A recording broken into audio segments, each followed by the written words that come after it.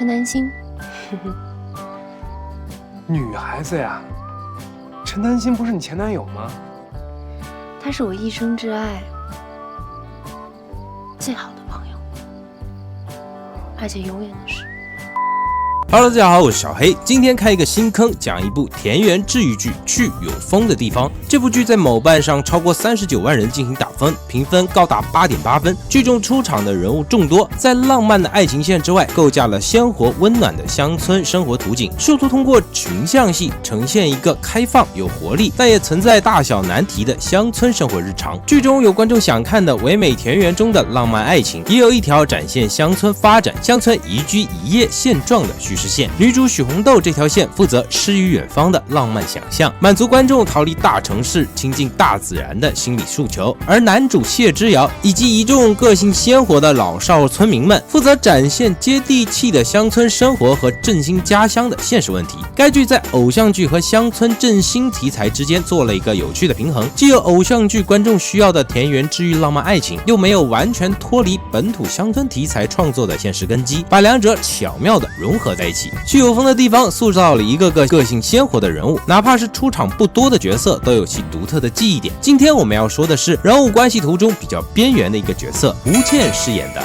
陈南星。陈南星出生于1990年10月11日，出生的时候体重偏大，足足7斤8两。陈妈生了他2天，他才顺利降生。他的爷爷因为自家的院子里有一颗天南星，都不用怎么照顾，长势就特别的好，于是给他取了个名字叫陈南星。但是陈南星并不喜欢自己的名字，因为和院子里的一棵草同名，于是自己杜撰了一个版本，说是他出生的时候，陈爸看到了天上只剩下一颗南极星，所以才起了这个名字。可是他没有想到的是，我们所在的北半球根本看不到南极星。另外一个冷知识，南极星距离地球大约294光年，视星等只有5.47，肉眼几乎不可见，所以是根本看不到的。这个小秘密一直保持了很久，直到许红豆和谢之遥聊起，才终于被揭开。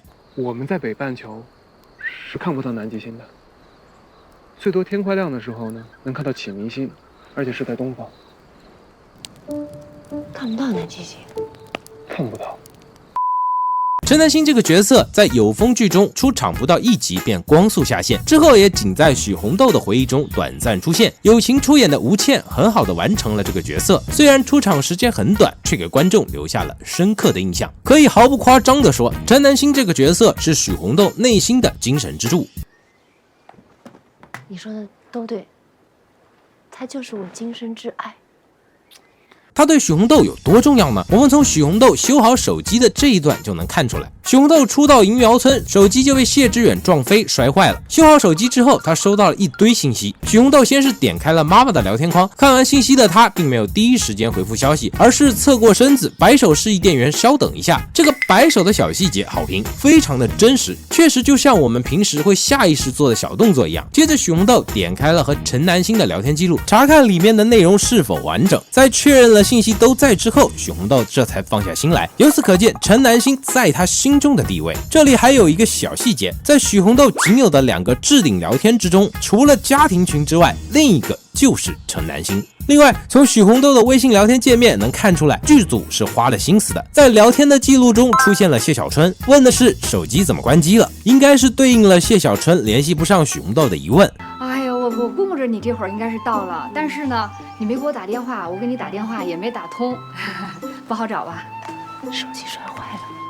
哎呀，怪不得呢。ID 叫做米的，是许红豆的姐姐许红米，推测是对许红豆不回信息的不满，所以发了一个铁锅砸头的表情包。ID 叫做平淡是真的，就是许红豆的妈妈了。发的信息有点多，也是因为联系不上许红豆，内容多是询问她的手机到底修好了没有。在云苗村小住了一段时间之后，许红豆还是会忍不住想起陈南星。在情绪涌动的夜里，他点开了陈南星的对话框，把分享给家庭群的视频也发给了他。虽然陈南星已经看不到这个视频了，也无法给予许红豆任何回应，但许红豆依然希望能把自己经历的这些快乐传递给他，让他的在天之灵得以慰藉。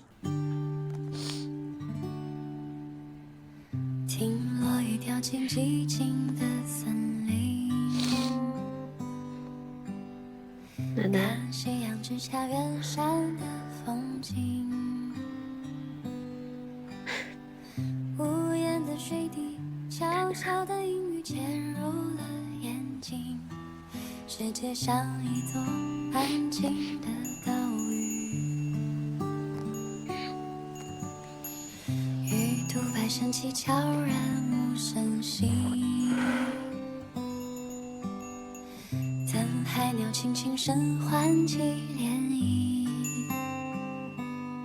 在剧中，陈南星作为许红豆的挚友因病早逝，也正是因为他的遗愿，最终激励了许红豆去追寻自己的梦想。可以说，没有陈南星这个角色，就没有许红豆辞职去云南旅行，也就没有有风后续的这些故事了。接下来就让我们走进剧情，一起了解短暂出场的陈南星。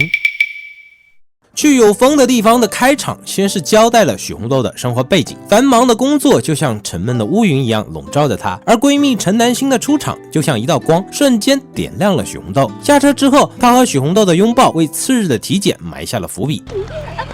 怎么了？最近腰酸背痛的。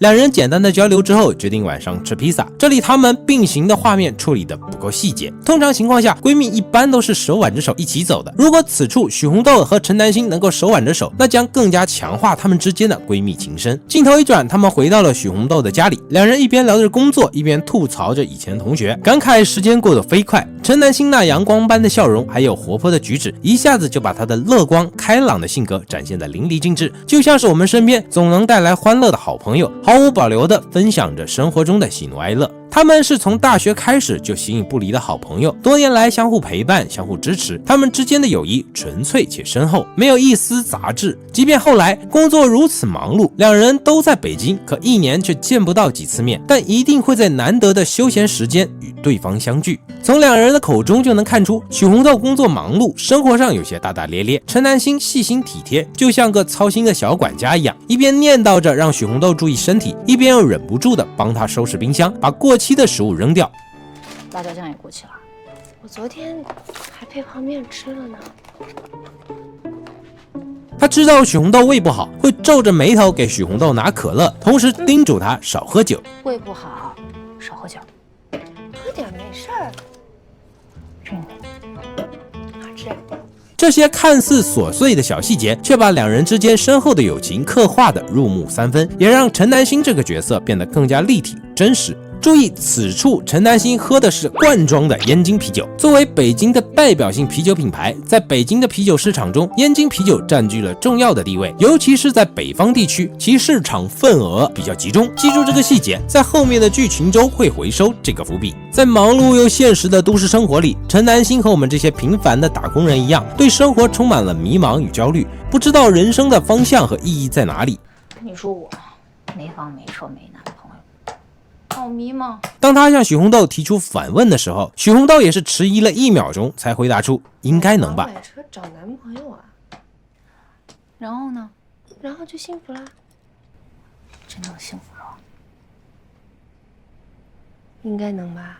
可见许红豆对于自己所说的人生目标也不是100%的肯定。陈南星和许红豆约定一起去云南，这个约定他一直放在心上，每次见面都会追问许红豆什么时候能够成行，这也为后续的剧情做了铺垫。他就像生活在快节奏时代里的浪漫追光者，让观众看到了生活除了眼前的苟且之外，还有诗和远方。非常遗憾，这一次许红豆又要失约了。她因为工作升职，无法完成和闺蜜的约定。看着闷闷不乐的陈南星，许红豆急中生智，答应给她送个生日礼物。哎，你今年过生日，我给你买个礼物啊！我涨工资了。我要包。行。果然，包治百病，对于任何年龄段的女性都适用，包括闺蜜之间。陈南星这样乐观开朗的性格并非凭空而来，这和她的家庭背景有着千丝万缕的联系。作为家中的独女，她在充满爱的环境里长大，没有太多的生活压力，父母的宠爱让她养成了积极向上的性格。这种家庭氛围就像肥沃的土壤，孕育出了她乐观自信的品质，让她无论面对什么困难都能保持笑容。步入职场之后，陈南星成为了一名酒店考察员，工作内容繁杂，不仅要频繁出差，考察各地酒店的内外部环境、周边娱乐设施，还要撰写大量的报告，但他从来没有抱怨过，对待工作认真负责，每一个细节都不放过，哪怕忙到连谈恋爱的时间都没有，他也始终保持着对工作的热情。他的敬业精神和积极态度在职场中就像一束光，感染着身边的同事。可是命运却在这个时候给了陈南星致命一击。在第二天的体检中，身体不适的许红豆没有什么大碍，反倒是陈南星被查出了胰腺头部的大小有点异常。在这里，导演用了4组镜头营造出令人不安的氛围，分别是乌云、红灯、忙碌的脚步、落山的夕阳。在影视剧中，乌云通常象征着压抑、危险或动荡的环境，红灯则表示止步不前，同时也隐喻着危险与警示。忙碌的脚步通常表现使命的紧迫性或者命运的挣扎。落山的夕阳多隐喻孤独、终结或者无奈。这些意象通过色彩、光影及动态的画面组合，共同构建了剧中的情感基调和叙事张力，引导观众感知角色的内心世界。镜头一转，陈南星的父母已经赶来了医院，一向健康的陈南星突然被查出了胰腺癌晚期，癌细胞已经扩散到全身，生命进入了倒计时。这个消息就像一道晴天霹雳，瞬间打破了他原本平静的生活，也让观众的心跟着揪了起来。陈南星和父母抱在一起痛哭的时候，作为最好的闺蜜，许红豆也只能在一旁默默的陪伴。回到家里的许红豆无法抑制自己的悲伤，她根本无法想象这样一个鲜明活泼、人见人爱的姑娘，怎么就要被上天收回去了呢？令人无奈的是，刚刚发现的疾病却已经失去了治疗的最佳时机。这里导演组使用了一组酒店的钟表镜头，暗示大城市里的每个人就像钟表的齿轮一样，一刻都不能松懈的生活。在北京这个城市打拼，许红豆需要时刻紧绷，每天都像时钟上的齿轮一样，一点儿也不能出错，才能维护在这个城市生存的基本体面。伴随着钟表的滴答声，最后画面停留在了一个鸽子的镜头上。鸽子在影视剧中通常被描绘成和平与爱的象征，但有时候也被用来象征孤独和压抑的情绪，用来表达角色的内心世界和情感状态。在保守治疗的那段时间，许红豆每天除了工作，只要有时间就往医院跑。化疗让原本美丽的陈南星失去了浓密的头发，每天只能戴着一顶帽子。坚强的她一直都在忍耐着。我说你呀，也注意一下身体。是有累死的牛，没有耕坏的地。你这话在这说合适吗？你领会一下精神就行。直到隔壁床的阿姨突然发病去世了，表面装作镇定的陈南星心里却是害怕极了。他下意识地让许红豆带自己去吃关东煮，两人在便利店里一边吃一边聊起了大学的那些往事。聊着聊着，陈南星说出了人生的真谛：你现在啊，就应该好好生活，吃好喝好，多去跟人沟通交流，多交点朋友，不然你说你挣那么多钱为什么呀？这番话似乎也触动到了许红豆，让她若有所思。看着陈南星，许红豆靠在他的肩头，忍不住地哭了起来。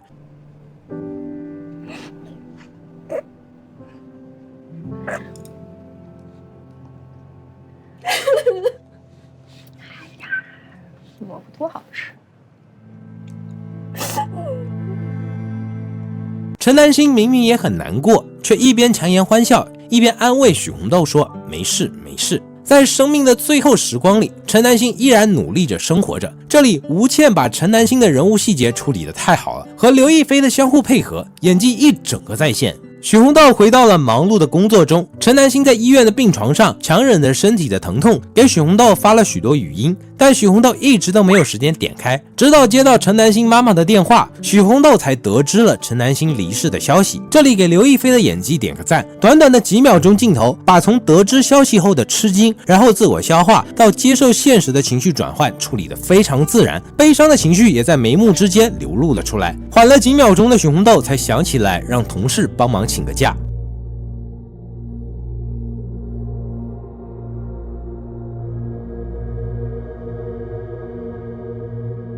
让我请个假。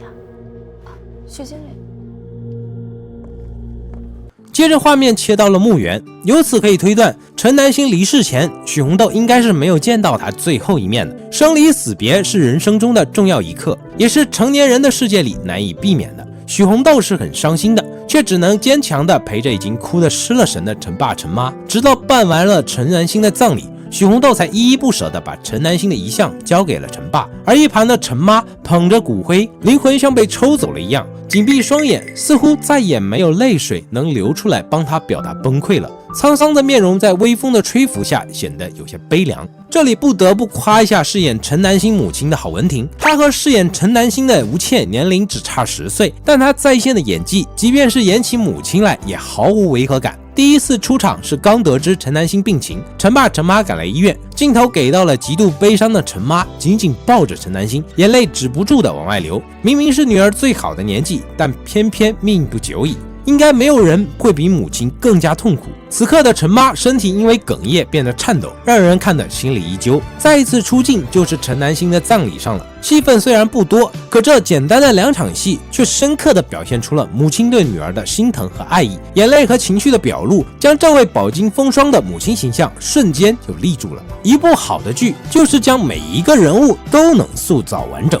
许红豆目送着叔叔阿姨上车离去，最后才放声大哭。会在异乡陪伴许红豆与她谈天说地的那个人，她再也见不到了。自那以后，许红豆麻木地生活了一段时间，日子也过得越来越颓废。导演在此处又用了几个镜头来具象化地呈现许红豆的萎靡：没有收拾的餐桌，来不及打开的外卖，已经满意的垃圾桶。一个漫漫的长夜过去，画面紧接了一个路边隔离板下长出的绿植。绿色是生命的象征，绿色植物在影视剧中常常代表着生命的顽强与希望的存在。这棵顽强生长的绿色植物能给观众带来生命的希望和对于未来的憧憬。许红豆在剧中经历了如此巨大的打击，绿色植物的出现意味着无论环境多么恶劣，希望永远存在。白天，许红豆依然需要正常的上班和同事们社交。此处的镜头虽然是远景，但刘亦菲依然在短暂的画面中流露出了一丝的哀伤。上一秒还有说有笑的她，下一秒眼神就变得空洞呆滞。回家的路上，许红豆一度昏睡过去，突然醒来的她，眼神中充满了无助。她的生活陷入了无尽的黑暗，而陈南星的离世就是那片黑暗的源头。一个人独处的时光，许红豆还是会忍不住的开始思念陈南星。是家中的电子宠物狗把他的思绪拉回到了现实。此处回收了之前许红豆拒绝男同事的伏笔。下来有时间吗？想请你吃个饭。没时间，我得回家遛狗。你还有时间养狗呢。接着切换到了一个扫路机清扫落叶的场景，暗示剧中的时间线已经从夏季来到了秋季。许红豆出门的时候也换上了秋装。在酒店工作的某一天，钟表师傅给大堂的座钟做了保养，更换了一个打齿的齿轮。这个齿轮磨损久了，走不准，需要换一个新的。就像离开的闺蜜陈南星，这个城市只有家人和朋友记得她。许红豆看着手上崩掉的齿轮，又望向大堂的座钟，仿佛透过这些齿轮看到了迷失的自己。在工作的时候，她何尝不是那个被上了发条的齿轮，按部就班地跟着其他齿轮一起转动。尽管工作时脸上带着微笑，但麻木的她眼神中早已没了神韵。此处导演给了好几个齿轮的特写。在许多影视作品中，齿轮的转动代表着命运的起伏和变化，预示着生活中不可预知的喜怒哀乐。而许红豆就在这样重重的压力下，毫无征兆地昏倒了。醒来的她以为自己要挂了，结果医生告知她的昏迷是因为过度紧张导致的，没有什么大病，只是有点贫血而已。其实就是过度的紧张或惊恐，造成大脑临时性的缺血缺氧。心情呢，平时放轻松，别太紧张啊，别太焦虑。我没病啊。那你有一点贫血、营养不良，要补铁了啊。恢复过来的许红豆回到家中，常常在黑暗中一坐就是几个小时。她一遍一遍听着陈南星留给她的语音，会下意识的回应。她不敢相信，前阵子还和她有说有笑的好朋友，怎么突然就没了？陈南星嘱咐许红豆吃东西要看保质期，要好好吃饭，好好睡觉，好好生活。你吃东西前，千万记得看保质期。别什么东西往冰箱里一扔就不记得了。还有，一定要好好吃饭，好好睡觉，好好生活，一定要幸福，一定要多出去，跟人敞开心扉。多交些朋友，毕竟总得要有人能替补我的位置，是不是？遇到喜欢的，主动点，扑上去，别老仗着自己长得好看，就总是等着人家来追你。谈恋爱得及时行乐，这是我给你的硬指标，听到没有？我走了，你肯定就得带着我的那一份，再开开心心的过下去。别浪费时间，好好的过自己真正想要的日子。每一次听完陈南星的留言，许红豆都会崩溃大哭。刘亦菲这段的哭戏太棒了，真的超有感染力，这些语音成为了陈南星留给许红豆最后的温暖，也成为剧中最催泪的情节之一。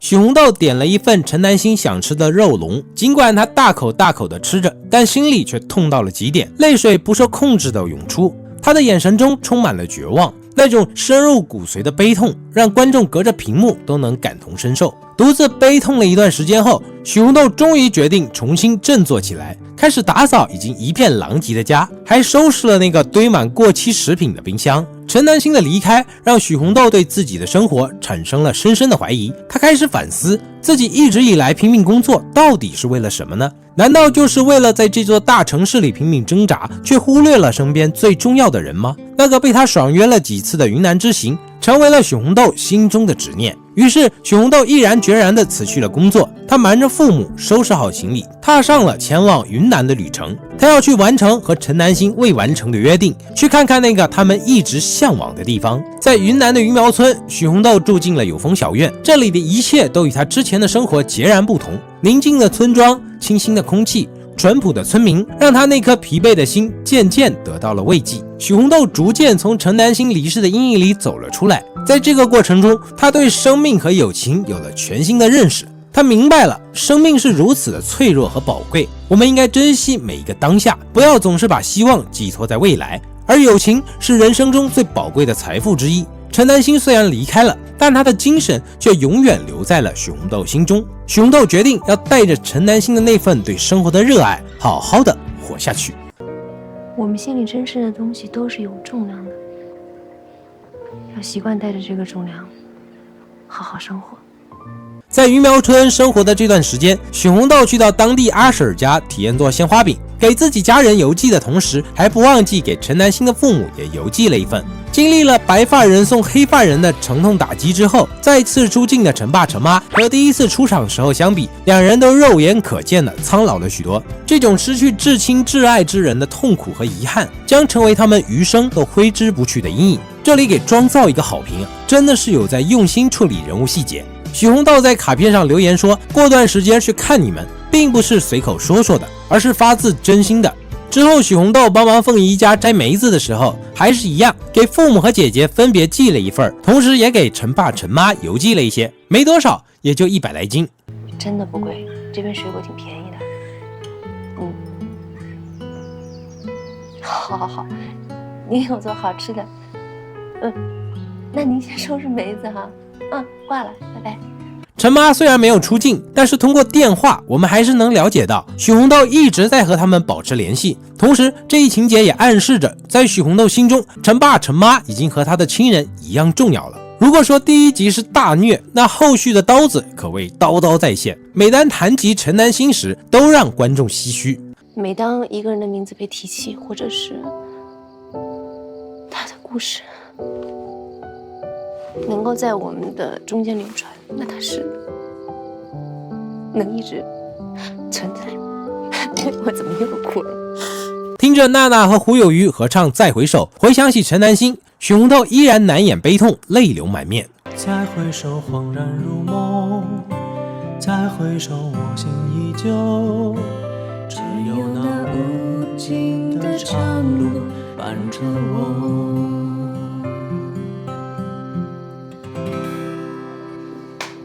在鱼苗村短住了3个月之后，许红豆第一时间并没有回家，而是去看望了陈南星的爸妈。来到陈南星的房间，许红豆强忍着悲伤给陈南星上了香。这里桌上放着的贡品是橘子和大白兔奶糖，想必都是陈南星生前最爱吃的东西。此处许红豆的镜头特写明显能感受到他在努力克制自己，不让悲伤的情绪外溢。他知道自己不能哭，因为陈妈心里的悲伤面积要比他大得多。此时的陈妈早已经红了眼眶，泪水在眼睛里不停地打转。他觉得陈南星的卧室太小了，提议让许红豆去他们夫妻的房间睡。许红豆拒绝了，理由是这间有楠楠的味道。这句话瞬间让陈妈破防了，眼里的泪水夺眶而出。许红豆立刻给了她一个安慰的拥抱。要不这样，我跟你叔叔睡这间，你去睡我们那间吧。我就睡这间，这间有楠楠的味道。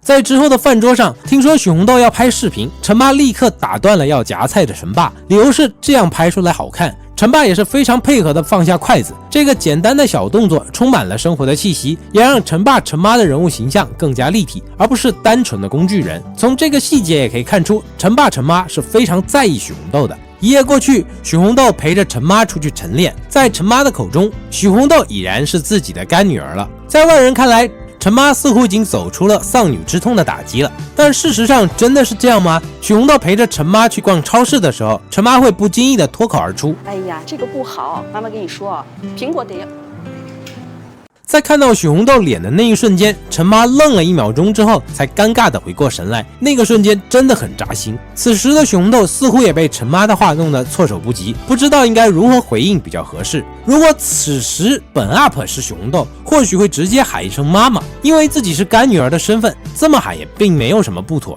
但导演并没有选择这样的表达方式，而是让这一幕自然的过渡过去了。这么处理反而更加加重了陈妈的那一份心酸感。接着许红豆陪着陈爸陈妈去买了染发膏，还特意给他们挑了一个最好的。这不行，这不行，这不好，这怎么不行？哎，这个不行，这个不行，这个太贵了，你干嘛呀？我们都多大岁数了，用不上。买单的时候抢在陈妈之前结了账，晚上回到家里亲手给陈爸陈妈染发，还不忘记和他们合照留念，这才给陈爸陈妈苦闷的生活带来了难得的温馨时光，让他们的脸上出现了久违的快乐。许红豆这是在用自己有限的力量去弥补他们失去女儿的苦楚。夜深了，陈妈在陈南星的房间里摆弄着许红豆和他们夫妻俩染完发的合照，在展示给陈南星的时候，忍不住又哽咽了。此时正好遇上洗漱回来的许红豆，陈妈见状立刻把悲伤的情绪收了回去，许红豆也只能局促的挠头站在门口。看到陈妈要离开房间，许红豆拦下了她，建议晚上一起睡，多陪她聊聊陈南星的故事。听到这一番话，陈妈再次泣不成声，悲伤的情绪又一次将她吞没。许红豆则搬出了谢之遥告诉她的谈论及存在的理论，安慰了陈妈。我一个朋友跟我说，他说，当我们谈论一个人的时候，他就存在；当我们不谈论他呢，他就消失了。我们还是多聊聊他。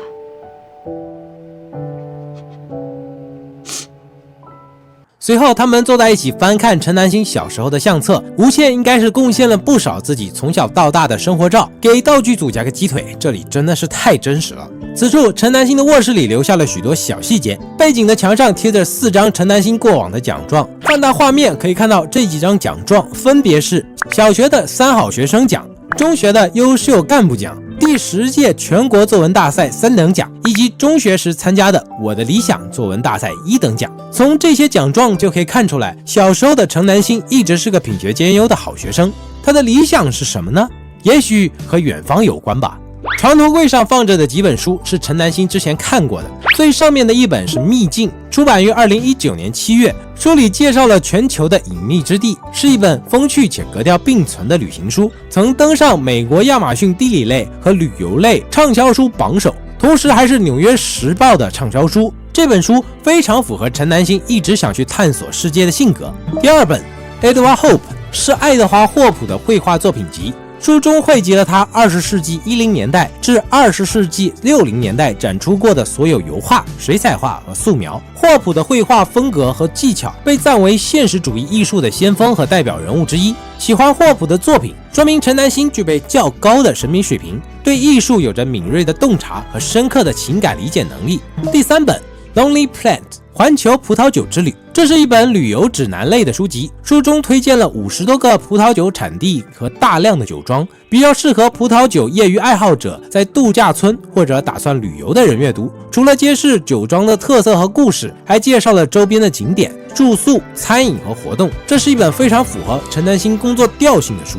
第四本《咖啡圣经》是2015年机械工业出版社出版的图书，书中对世界各地的咖啡生产国和各种咖啡豆的品质特点做了详尽的介绍，对咖啡的历史和其对经济和社会的重要性进行探究。这是一本了解世界咖啡产业的指导书。这本书磨损的最严重，说明陈南星对咖啡也是有一定研究的。第五本 T.S. 艾略特的艺术，本书被公认为艾略特研究领域的一部批评经典，由海伦·加德纳教授在牛津大学时的一系列演讲稿修订而成。个人认为这是道具组的一个小失误，因为该书于2021年9月由广西师范大学出版社出版发行，而根据剧中陈南星墓碑上刻着的去世时间是2021年8月6日，所以这本书出现在这里真的合理吗？回答我 ，Look in my eyes, tell me, baby, why？ 第六本《呼啸山庄》这本书是由人民文学出版社于2003年出版的，主要讲述了两位男女主人公凯瑟琳和希斯克利夫之间舍生忘死的爱情故事。这部小说极具艺术特色，特别适合在寒冷的冬夜阅读，这也侧面的反映出陈南星或许是一个追求真爱至上的人。这几本书处处都写着陈南星未尽的愿望和梦想，虽然没有说遗憾，但却满是遗憾。翻完了相册，陈妈说出了这一段难熬时光的感受，还对许红豆对他们的关心表达了感谢。许红豆全程拉着陈妈的手，默默地陪在她的身边。这段戏刘亦菲一句台词都没有，但她的演技全都在眉目之间。悲伤的微表情配合上湿润的眼眶，以及适时流下的眼泪，把她心里的悲伤表现得十分含蓄。这段戏的亮点依然是饰演陈妈的郝文婷。失去至亲的痛苦是无法用语言准确地描述出来的，但是郝文婷用她精湛的演技，一场堪称教科书级别的哭戏，把心理变化的几个阶段都准确地表演了出来。无论我们选择以何种方式来面对这种痛苦，我们都需要给予自己时间和空间去处理它，逃避或掩盖只会让我们更加的痛苦。我们需要允许自己哭泣、思念和回忆，因为这是一种宣泄痛苦的方式，也是对逝去亲人最好的纪念。我们在那边还能见着。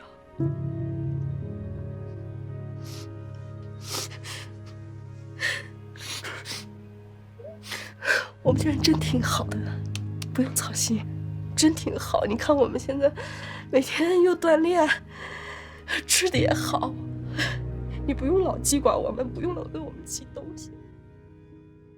一夜过去，许红豆陪着陈爸陈妈来到了墓地为陈南星扫墓。从墓碑上的生卒日期可以知道，陈南星出生于1990年10月11日，早逝于2021年8月6日，年仅30岁，还没有来得及过自己31岁的生日，便匆匆地离开了这个世界。扫完墓之后，陈爸陈妈返回停车场，给许红豆和陈南星留下了单独交流的空间。许红豆给陈南星打开了一瓶罐装的燕京啤酒，随后给自己也开了一瓶。这个啤酒回收了第一集时埋下的伏笔，陈南星在世的时候就喜欢喝这个牌子的啤酒。接着，许红豆在陈南星的墓地前坐了下来，开始和陈南星分享这些日子的点点滴滴。陈南星的遗言是让许红豆替自己去看世界，许红豆因此来到了云南，最终治愈了失去陈南星的痛苦。在这个过程中，许红豆交了很多朋友，吃了很多美食，也经历了很多有趣的事儿，还找到了童年的感觉。交了朋友，吃了好多好吃的，玩了好多好玩的，还找到了一些小时候的感觉。那是什么感觉呢？就是我也说不好，大概就是最接近幸福的感觉。接着许红豆开始一张张给陈南星展示自己在云南拍的照片，介绍当地认识的新朋友，慢慢讲述每张照片的故事，仿佛就像是两个人结伴同行一样。这些照片中有阿贵婶、宝平婶，有风小院的3朵金花，还有被谢阿奶打断的小锤子。大麦的单人照下有他的备注：大麦有着对梦想的热爱。当然还有陈南星最想尝试的水性杨花汤。谢之遥的单人照下面备注的是今天的谢之遥。当然还有很多其他的照片，剧中没有一一的展示。刘亦菲这一段独角戏十分的精彩，让人能感受到角色真的在用心和去世的闺蜜交流。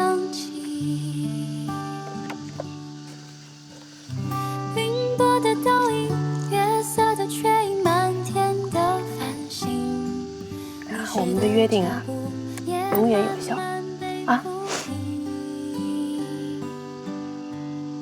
当介绍完最后一张照片之后的短暂失落，随后举杯将啤酒一饮而尽。这短短的几秒钟，通过许红豆表情的细微变化，立刻能让观众跟随他的情绪起伏而起伏。最后努力挤出的那个微笑，算是对陈南星的一个交代了吧。染发之后变得年轻的陈爸陈妈送走了许红豆，陈南星的故事线到此画上了完美的句号。或许陈南星真的变成了星星，一直在指引着许红豆过好自己的人生。陈南星真的至死都在照顾着许红豆，而这样的他也值得被许红豆惦记一生。现在的许红豆不再是那个只知道拼命工作的都市白领，他的脸上重新绽放出了笑容，眼中充满了对生活的热爱和期待。他在云南的这片土地上找到了真正的自己，也找到了属于自己的幸福。而这一切的改变都源于陈南星的离去，以及他们之间那份深厚的友情。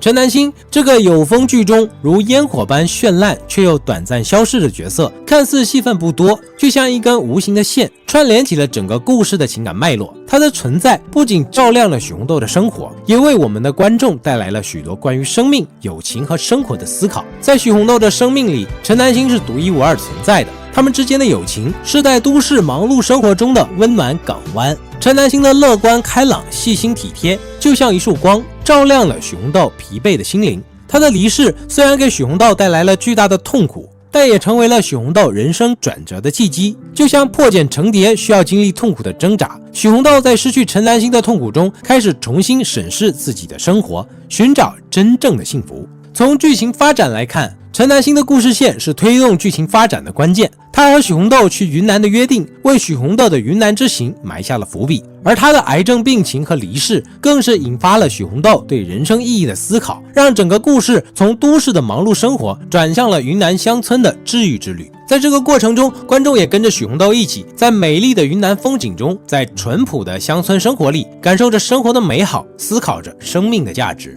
这部剧通过陈南星这个角色，让我们看到了生命的脆弱与珍贵。我们总以为时间还很多，未来会很长，却常常忽略了身边最重要的人和最美好的瞬间。就像是陈南星，他原本有着美好的未来，却因为一场突如其来的疾病，生命戛然而止。他的故事提醒着我们要珍惜当下，珍惜身边的人，不要等到失去了才后悔莫及。陈南星和许红豆之间的友情，也让我们感受到了友情的力量。能有一份相伴10几年的友谊，何其不易！人生一世，遇到志同道合、三观契合的人是很不容易的。一直以来，在许红豆心里，遇到陈南星是命运的馈赠。许红豆从来没有忘记过陈南星，只是在时间的流逝中消化着这份悲伤，并将所有的负面情绪转化成好好生活的动力。